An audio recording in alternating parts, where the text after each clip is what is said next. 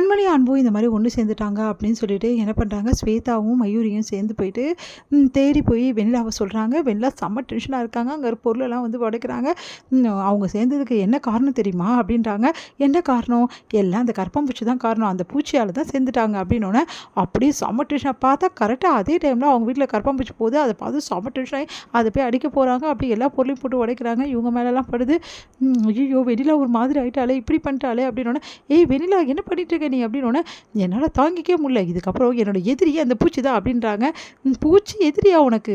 ஆமாம், அவங்க 2 பேரும் சேரத்துக்கான காரணமான அந்த பூச்சியை நான் விடவே மாட்டேன் அப்படி சொல்லிட்டு அப்படியே பண்ண. ஐயோ இவளுக்கு ஏதோ ஆயிடுச்சு, நம்ம போயிடலாம் வா அப்படி சொல்லிட்டு ஸ்வேதா அப்படி சொல்லிட்டு மயூரியும் ஸ்வேதா ஓடி போயிடுறாங்க.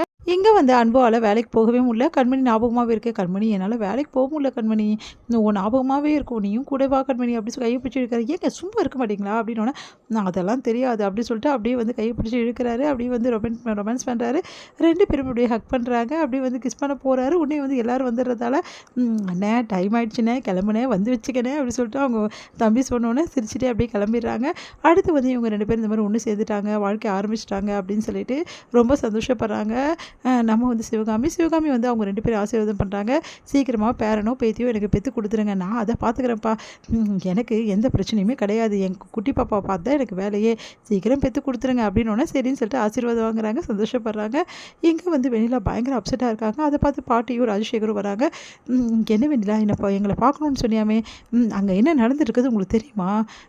இப்போ தான் கேள்விப்பட்டோம் அப்படின்னோடனே, கேள்விப்பட்டீங்க, நீங்கள் இருந்துமா இந்த மாதிரிலாம் நடந்திருக்கு அப்படின்னோட, நீ தானே சொன்ன அவங்க 2 பேருக்கும் இவ்வளோ நாள் எதுவுமே ஆகலை, இனிமேட்டு ஆக போகுது அப்படின்னு சொல்லிட்டு, நானும் அதனால் கேர்லெஸ்ஸாக இருந்துட்டேன், அதுக்காக இந்த மாதிரி கேர்லெஸ்ஸாக இருப்பீங்க, அவங்க 2 பேரும் ஒன்று சேர விட்டீங்களே, என்ன செய்கிறது நான், நீங்கள் இருக்கீங்கிற தைரியத்தில் தானே நான் இருந்தேன், இப்போ என்ன தான் பண்ணுறது அப்படின்னோடனே, இதுக்கப்புறம் என்ன பண்ண முடியும் அப்படின்னு ராஜசேகர் சொல்கிறாரு.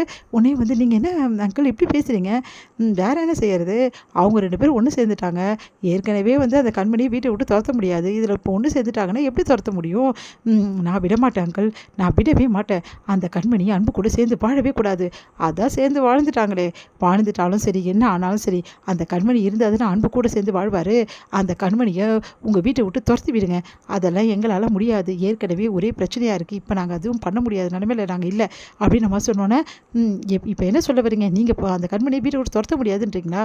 ஆமாம், அவளுக்கு ஏதோ பிரச்சனை கொடுக்க போகிறேன், அவளை ரொம்ப பிரச்சனை பண்ணுவேன், அப்புறம் அவளே காலில் விழுந்து விழுவான்னு சொன்னேன், அதுக்கு ஏற்பாடு எல்லாத்தையும் நான் பண்ணிட்டேன், அவங்க அம்மா நடுத்தரில் நிற்கிறாங்க, இதுக்கப்புறம் அவள் என் காலில் விழுந்து தான் ஆகணும், இன்னொரு விஷயமும் நான் பண்ணியிருக்கேன், இதுக்கப்புறமும் அவளை நான் சும்மா விட மாட்டேன், அவள் எவ்வளோ கதற போகிறான்னு மட்டும் நீங்கள் பாருங்கள், சீக்கிரமாக அவளை கதற விடு, அப்போ தான் அன்பு கண்மணியும் பிரிய முடியும், இல்லைனா அவங்கள பிரிக்கிறது நடக்கவே நடக்காது, ஏற்கனவே குடும்பம் நடத்த ஆரம்பிச்சிட்டாங்க, இதுக்கப்புறம் பிரிக்கிறது ரொம்ப கஷ்டம் தான் அப்படி ராஜேஷ் சொல்கிறாரு. அது கேட்டு அங்கிள் அப்படிலாம் பேசாதீங்க அங்கிள், என்ன நடந்தாலும் சரி நான் விட மாட்டேன் அங்கிள் அப்படி சொல்கிறாங்க.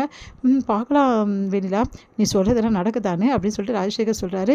நீ அமைதியாக இருடா, அவளே ரொம்ப டென்ஷனாக இருக்கா, நீ ஏன்டா அப்படின்னோடனே, பின்ன என்னம்மா அவங்க 2 பேரும் ஒன்று சேர்ந்துட்டாங்க, இப்போ இவளால் என்ன பண்ண முடியும், என்னால் எல்லாம் பண்ண முடியும் அங்கிள், என்ன பண்ண போகிறான்னு இந்த வெண்ணிலா நீங்கள் பார்க்க தானே போகிறீங்க அப்படின்னு சொல்லிட்டு செம்ம டென்ஷனாக போகிறாங்க.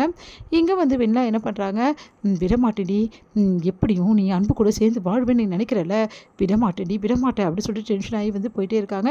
என்ன சார் நான் சொன்ன மாதிரி அவங்களெல்லாம் வெட்டி அடிச்சிட்டிங்களே, அதான் அவங்க நடுத்தரில் நிற்கிறாங்களே, இவங்க நடுத்தரில் நிற்கிறத அந்த கண்மணிக்கு தெரியப்படுத்தாமல் இருக்காங்க, அதை நீங்கள் தெரியப்படுத்தி ஆகணும் அப்படி சொல்லிட்டு ஒருத்தருக்கு பணம் கொடுத்து சொல்கிறாரு.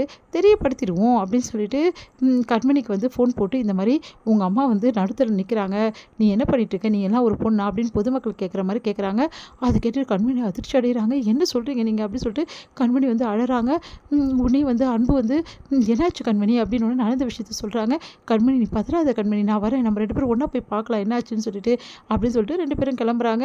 இங்கே வந்து என்ன பண்ணுறாங்க, எல்லா சாமான் செட்டு எல்லாத்தையும் எடுத்து வச்சுட்டு ரோட்டில் ஒரு ஓரமாக வந்து உட்காந்துருக்காங்க. அவங்க அம்மாவும் சித்தியும் அதை பார்த்துட்டு பயங்கரமாக அழறாங்க. கண்மணி, என்ன சித்தி நீங்கள் இப்படி பண்ணிட்டீங்க, ஏன் எங்ககிட்ட சொல்லலை, ஏமா இப்படி பண்ணுற, எங்ககிட்ட ஏமா சொல்லலை அப்படின்னு சொன்னோன்னே, என்ன சொல்கிறதுன்னு தெரியலடி எனக்கு அப்படின்றாங்க.